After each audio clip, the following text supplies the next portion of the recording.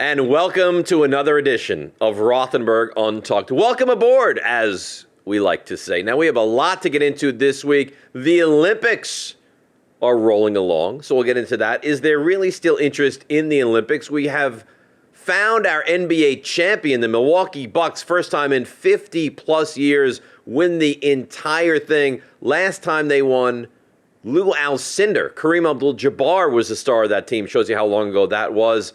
And the Mets making a trade with the Rays, and the Rays bringing in a 41-year-old designated hitter as well. So we have a very busy show on tap. We'll do Stump Rothenberg, all the bells and whistles. Get started right now on Rothenberg Untucked.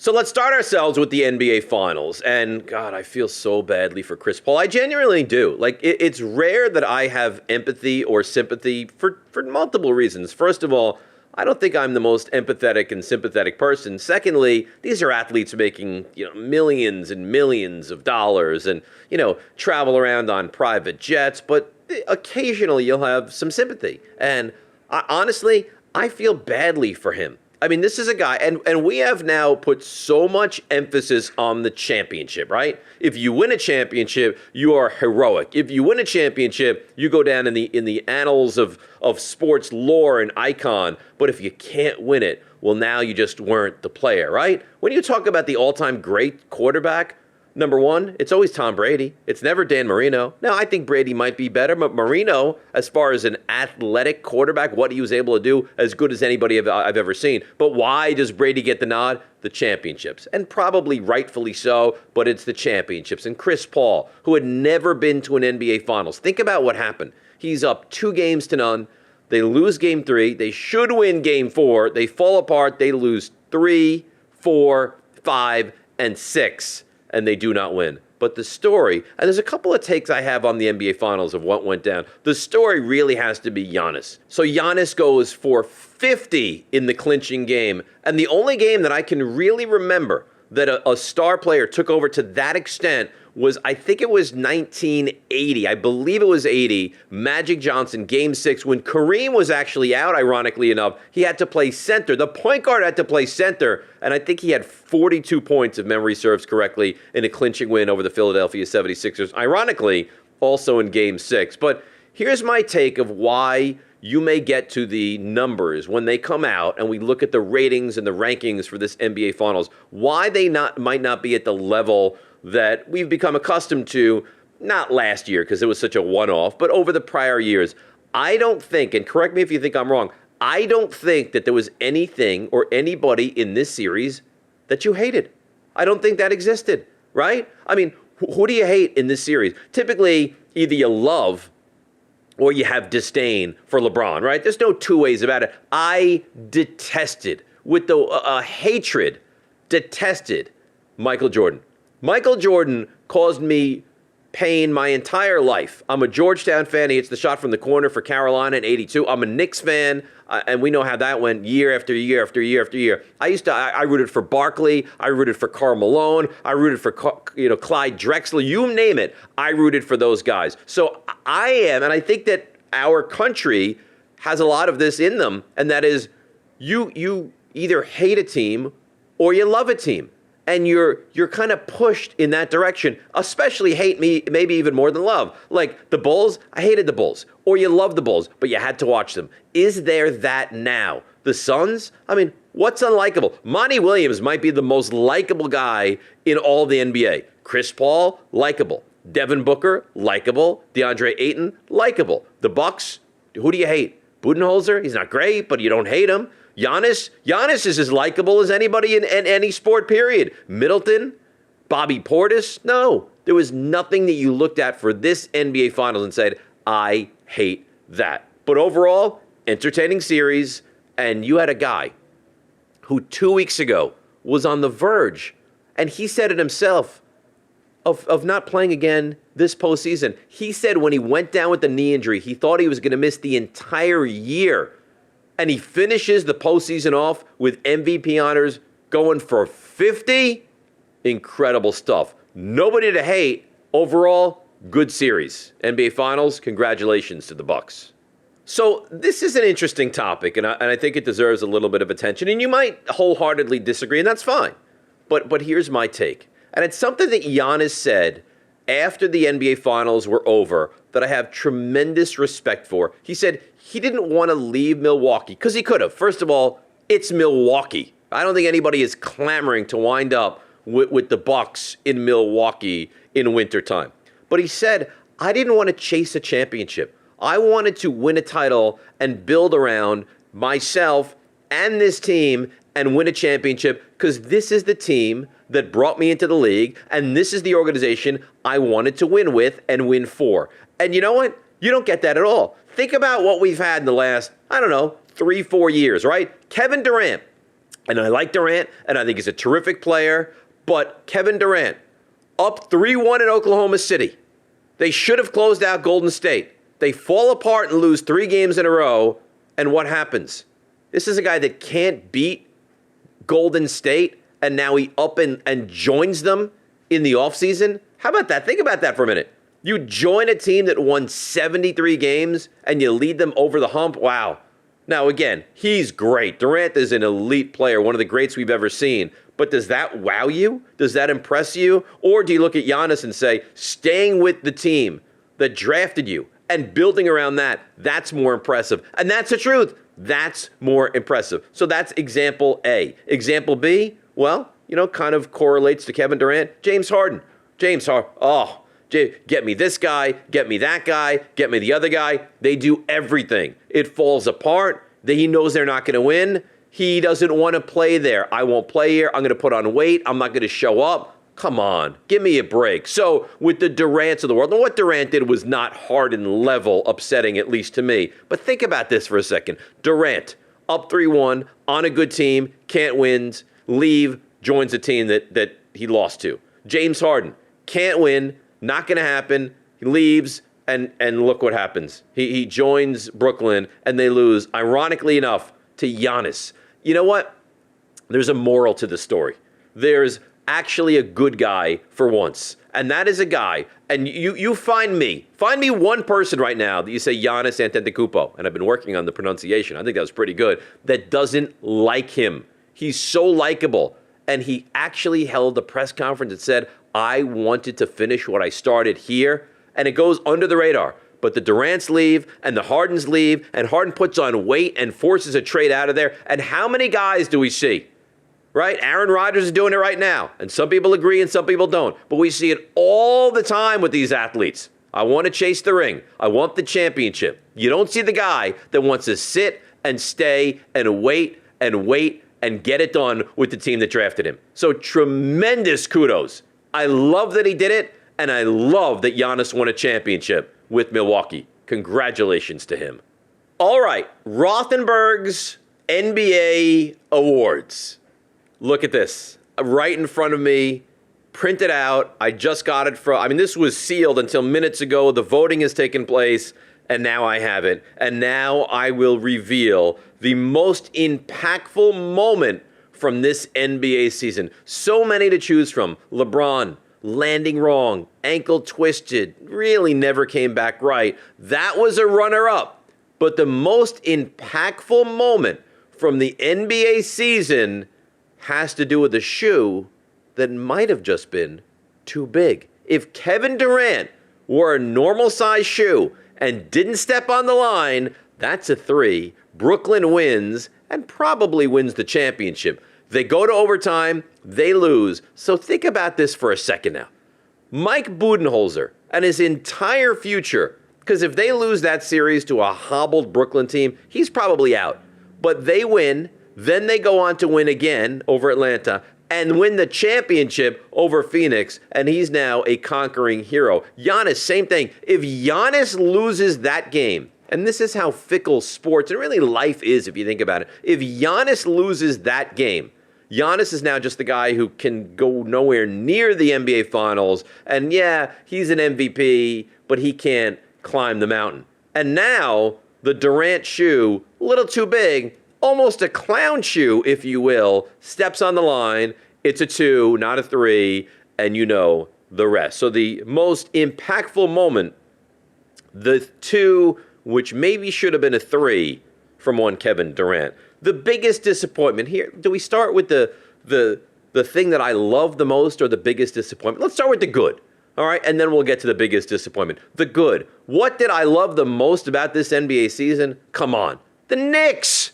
How great were the Knicks? They were relevant. And I know they got hammered by Atlanta, but here's the thing, and let's be honest, Atlanta was better. Atlanta is better, and the Knicks currently constituted are not in the same class as Atlanta. But the Knicks won 40-plus games, and there's actually feels like there's momentum, and they're heading in the right direction, and there's excitement. And when was the last time, as a Knicks fan, you felt like that you extended the general manager? Because they just did that this past week, and they're going to keep him on. You like the GM. You like the president. You love the coach. You love the fight. The Garden crowd was electric. They won one playoff game, and they mobbed the streets outside of Madison Square Garden. So what I love the most, the award, goes to the New York Knicks and what they're building. The biggest disappointment, this is what happens. You date a Kardashian, you're doomed. And that's what happened for Ben Simmons. How is it possible that Ben Simmons refuses to shoot the basketball in a big moment of any game? Have you heard this? He's embarrassed to shoot the 3 during practice because he feels like people are watching him. You were the number 1 pick in the draft. You're supposed to go down as one of the greats we've ever seen in this game. And outside of 3 feet from the basket, you are terrified to shoot the basketball. It is horrendous. You have to figure out a way. If you're Ben Simmons and you have a modicum of self-respect, you will spend all offseason long working on your jump shot. There was a play, and this is not hyperbole. I'm not overinflating this, where literally he's wide open. He gets the ball. He could go up and dunk it, and he passes the ball away. Why? He doesn't want to be fouled. He doesn't want to go to the foul line. He's a disappointment. If I told you that this is what Ben Simmons would have been when they drafted him out of LSU, you would have been very disgusted. He goes down as my biggest disappointment. And the biggest impact this season, well, you know what? The grind of the NBA schedule. Look at who barely made it through the postseason. James Harden couldn't. Why? Is it the grind? Maybe so. Kyrie Irving couldn't. Is it the grind? Maybe so. Right? Anthony Davis couldn't. LeBron James couldn't. Giannis almost couldn't. Joel Embiid, well, he managed to, right? But Danny Green, his teammate, he couldn't. The amount of injuries that we saw. Chris Paul couldn't. Came back for the finals, but couldn't. Just attrition. The fact that we almost lost so many superstars during the course of the season has to absolutely be the biggest impact. So it was a huge loss, some of these guys, all right? But at the end of the day, Donovan Mitchell, there's another one, right? He was not healthy for this postseason, but at the end of the day, the fact that we got a full season in, or just about, right? What, they play 72 games? So almost a full season, and the full playoffs and the play-in tournament and all of it, really well done. So there you have it. I think this was really well done. The Rothenberg postseason and regular season NBA awards. I want to get into Major League Baseball. Mets make a trade. Rays make a separate trade. But first, I want to tell you about my shirt. This is a shirt from Untucked. And you can have this very shirt or any shirt that they sell at Untucked at a discount by simply going to untuckit.com. It's so easy. And use the promo code DAVE, D-A-V-E. You can dress like a boss. That's what the kids say. Dress like a boss, right? They have polos, they have flannels for when it's cold. There's anything that you can have to use. Just go to untuckit.com, promo code Dave. And then you as well can have your own podcast and discuss sports like a boss. Untuckit.com, promo code D-A-V-E.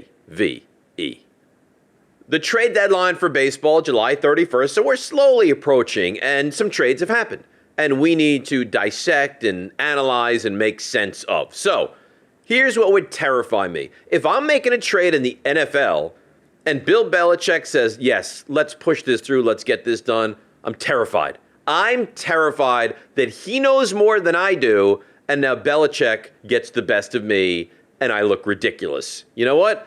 It might be more so when it comes to Major League Baseball. So the Rays go out and trade almost nothing for Nelson Cruz. Well, you know what? There's no risk, okay? Minnesota has risked nothing. They get rid of the salary. Fine. But then a trade goes down where the Mets go out and acquire Rich Hill. Now, explain this to me, please, because it makes no sense what goes on in Major League Baseball. How on God's green earth can the Rays, who are without Glass now, and really, when you look at their starting pitchers, it's a guy by the name of Patino, somehow Michael Wacha, McClanahan. I'm not making it up. These are their starting pitchers. The one consistent starter they've had all year long is Rich Hill.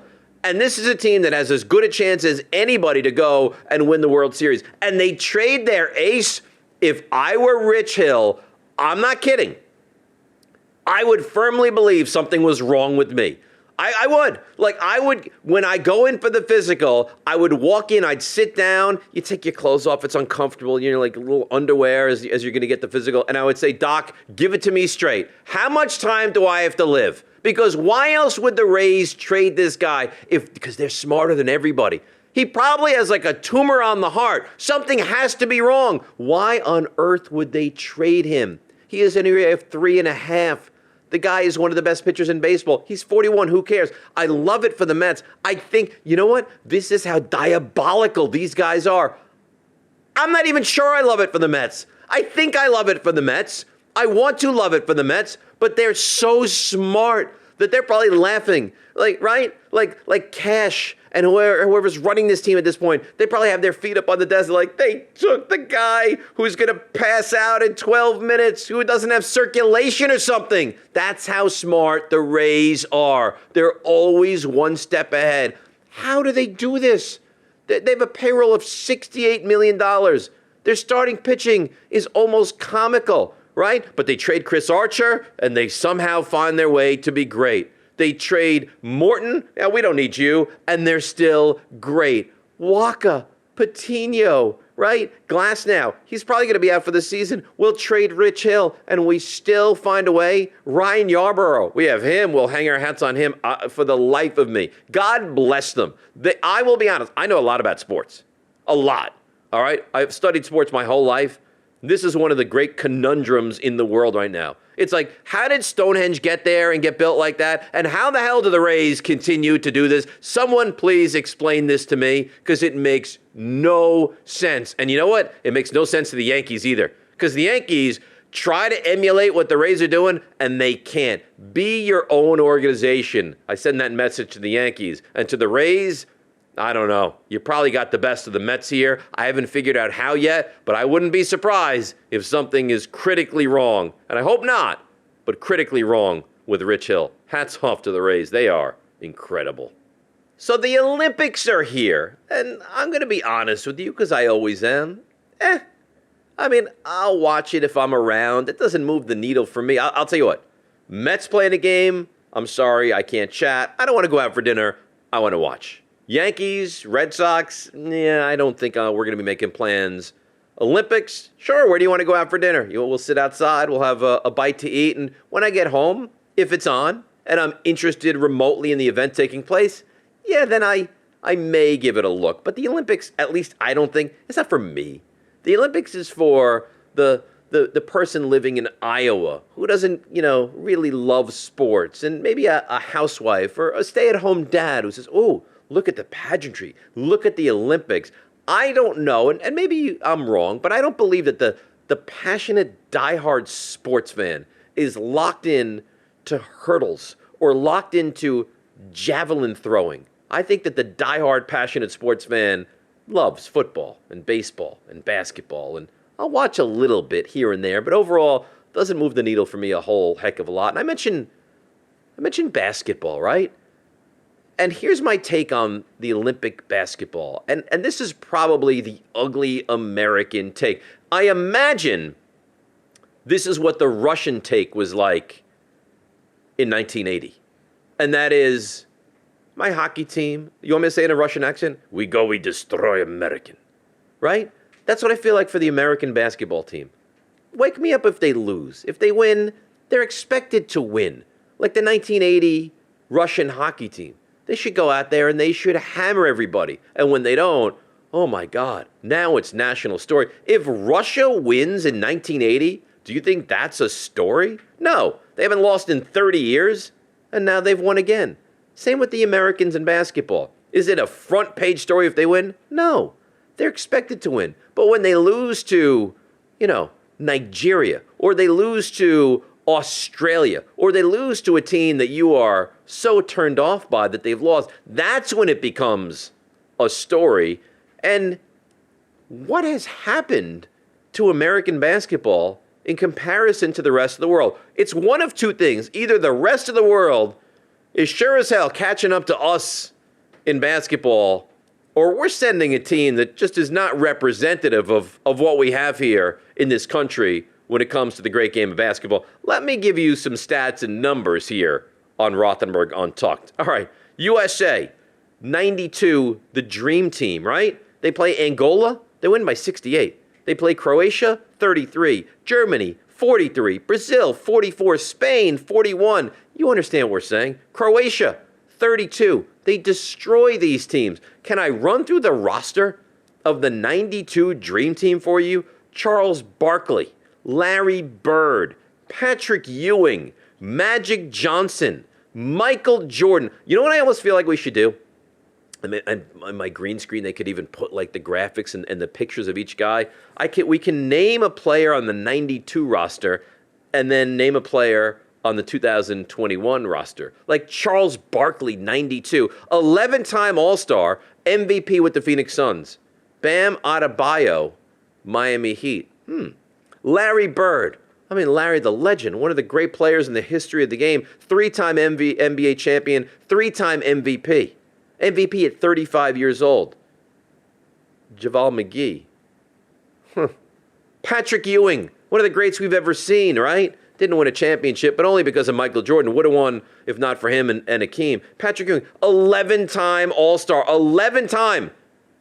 Jeremy Grant is on the current Olympic team. Magic Johnson, one of the greats to ever lace him up. 5-time NBA champion, 3-time MVP, right? Keldon Johnson? I mean, I almost can't continue. I can't do the segment with a straight face. Look at how seriously. Karl Malone, Chris Mullin, Scottie Pippen, David Robinson, John Stockton, Clyde Drexler, Christian Laettner. He was the black sheep because he was the college kid, and they gave him a hard time. Remember that? Christian Laettner in the current day. And listen to the team we have now. And again, it's not meant to be disrespectful. It's not. It's just comparing and contrasting where we were and how seriously we took it in 92. Bam Adebayo, come on. He's a nice player. Devin Booker, terrific. Kevin Durant, terrific. Jeremy Grant? I'm going to ask you this question. What team is Jeremy Grant on? Do you even know? Draymond Green, good player. Drew Holiday, he's fine. Keldon Johnson. Who the hell is Keldon Johnson? Answer that for me. You don't have the answer. Zach LaVine? JaVale McGee? Oh, my God. Compare and contrast. I don't have a great feeling about this at all. And I'll tell you what. If they do not win the gold medal, I blame Keldon Johnson. I think it all goes on his shoulders. Barkley, Malone, Stockton, Ewing, Magic, Bird, Pippen, Keldon Johnson, Jeremy Grant, JaVale McGee. Times change a lot, don't they? I'll watch, and I'll be upset if the American basketball team does not bring home gold, much like the 80 Russian hockey team. I hope they don't make Miracle Part 2 after this Olympics.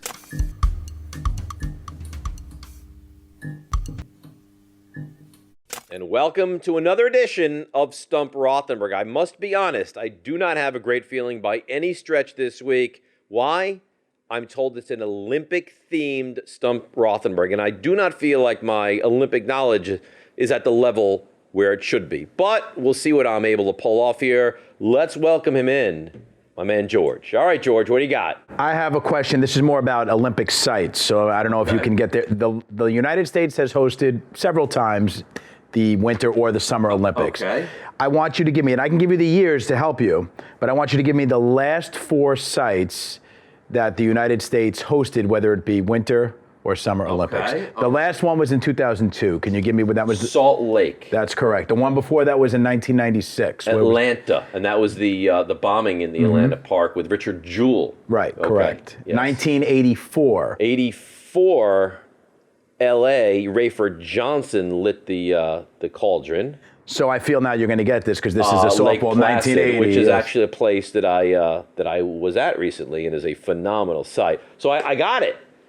All right, that's one. That's one. I'm going to give you another one pertaining to this year's Olympics. All right, this will not be easy. The current Olympic baseball team has 3 former Yankees on the roster. Can you name them? I cannot. I can't. I don't know the answer to this. I don't know anybody on the. I know one. I believe David Robertson is on the team. Yes. Reliever. Is there anybody else that I even know of? See, I think that One of them was a Met and a Todd Yankee. Frazier. There you go. That's 2. Yes, that's 2. This last one's a tough one. Is it? Yeah. No, I do not believe I have the answer. No, I don't know it. It would be Tyler Austin. That's a tough one. It's a tough one. All right, so I got 2 of those out of 3. three, Not yeah. terrible. Not bad. All right, so overall, I did pretty well. Thank you, George. And now we bring in a guy that I don't love him. He's fine. And that, of course, is TJ. Hello, TJ. How are you, Dave? I'm good. I'm just kidding you, right? Yeah, I'm well, a big fan of yours. I don't know if you really are sometimes. Well, sometimes there's some truth behind the jokes. But go ahead. What do you got? So, the Olympic logo, the 5 rings. Yeah. Can you tell me what they symbolize? I can, actually. The continents. Oh, we'll take it. Very Okay. nice. All right. Next up on Stump Rothenberg is Joe. Hello, Joe. Hello, Dave. The recent opening ceremonies included a prominent Yankee, Hideki Matsui, in the Yes. torch lighting ceremonies for the Olympics. Who was the last Yankee to carry the Olympic torch? To light the torch or to carry it? Carry at all? it. Happened twice, 2002 and 2006. Alex Rodriguez. Incorrect. Oh, I felt like Joe that was Torre in the Salt Lake City 2002 2002 Olympics. Joe Torre. And again in Turin. Joe Torre both times. He took the Florence leg of that. All right, so I got it wrong. Yes. You Another chance. another chance. A second question. Who was the last New York Met to carry the torch? Again, it happened in 2002. He's not known as a Met, but he played for the Mets. 2002 Salt Lake, not known as a Met. Willie Mays. Yes. Willie Mays. Yes. That was very well done. Well done by you. There we go. Very impressive. Well, thank you very much. All right. Next up, and I feel like I have a giant misstep. I was going to wear my bashful hat. I decided against it. We welcome in Sleepy, also known as Nico. Hello, Sleepy. Hey Dave, how are you? I'm great. I'm a little tired today. Yeah, so is that why you're wearing the hat? Yeah. I had to. TJ was going to wear his dopey one, but we decided against that. All right, go ahead. Okay. The very first Olympic Games, they sacrificed an animal at the conclusion. What animal was that? So this is in Greece. Yes. So what animals are big in Greece? And what would they sacrifice? What's a Greek animal? Huh. Why are you laughing? Well, I don't think it necessarily has to be a Well, I Greek don't want animal. you to try to put me in the wrong direction. This is also like a long time ago. 1896. Yeah, this is a long time ago. What animal did they sacrifice? They sacrificed. See, I'm torn. I'm thinking 3. So I'm thinking pig, but that doesn't seem right. I'm thinking cow, and I'm thinking lion. Okay, it's close to a cow. It's close to a cow. Close to a cow, but not in fact a cow. I'm going to say, and I have no idea, the horse. It's an oxen. An oxen. Yeah. All right. That's It's a tough quite one. the question. Yeah, it you was a have there. tough one. All right. It was a tough one. Now, are you thinking you asked such a strange and non-obvious question because, in fact, you're so tired right now? Could be. It's possible. It's possible. All right. Next up. My next question is, This current Olympics was supposed to take place last year in 2020. There were 3 other times where the Olympics were canceled or postponed. Okay. What years were those? Oh, that's tough. It's tough, but I will give you a hint. It revolves around conflict Well, it's in the war. world. I know. It's World Yeah. War I and World War II. I'm thinking 1944. 44 is one of them. Yeah. And there's 2 more. 40 Yes. and either 12 or 16. I'm going to say 1916. Correct. Yes! That is brilliant. Correct. Genius. That was a good one. All right, That was a Sleepy. good one. You're Thanks, sleeping no Dave. more after that. Yeah. I'm going to go take a nap. All right, Nico. All We right. appreciate it. That, of course, is Nico. Well, Nico leaves to take a nap, and I didn't expect to do as well as I did with the Olympic Stump Rothenberg, but in typical fashion, the cream rises to the top. So we did a lot today, right? We laughed, we cried, we had moments of pure enjoyment. We broke down the NBA Finals. We'll be back again, of course, next week. I want to let you know again how you can consume the podcast. Instagram, @Rothenberg Untucked. TikTok, @Rothenberg Untucked. Twitter, @Rothenberg Untucked. RTHNBRG Untucked. You can find us on Apple, Spotify, and YouTube. Have a great week. Enjoy the Olympics. This, of course, has been Rothenberg Untucked.